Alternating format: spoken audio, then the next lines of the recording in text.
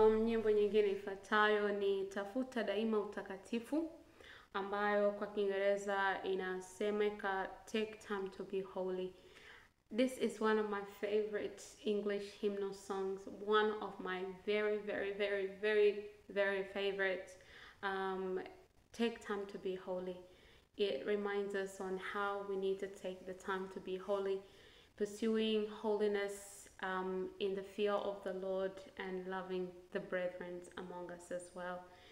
Tafuta daima utakatifu, maana bila utakatifu hakuna atakayemuona Bwana.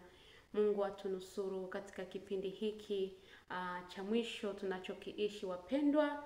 Basi ungana pamoja na mimi kuweza kufuatilia na kujifunza nyimbo hii ambayo ni namba 13 kwa tenzi za rohoni. Tafuta daima utakatifu. Mungu atujalie baraka na wewe upate kubarikiwa utakapokuwa unajifunza pamoja nami. Amina.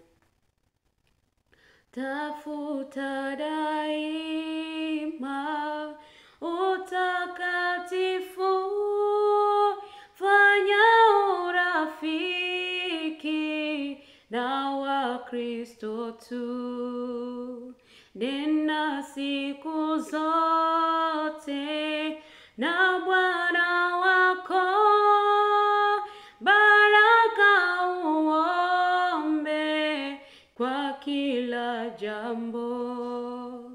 Tafuta daima utakatifu, uwe peke yako ukimwabudu, ukimwangalia Mwokozi wako,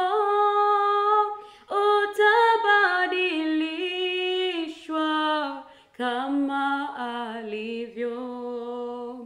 Tafuta daima utakatifu, kiongozi wako awe Yesu tu, katika furaha au huzuni, dumu kumfuata Yesu Mwokozi. Tafuta daima utakatifu, umtawaze Roho moyoni mwako, akikuongoza katika haki, ufanywe tayari kwa kazi yake. Take time to be holy. Sijui yote kwa kichwa kwenye Kiingereza, ila tutazidi kujifunza hata na zingine za Kiingereza Mungu atakapotujalia neema. Mungu na atunusuru sana. Mbarikiwe. Amina.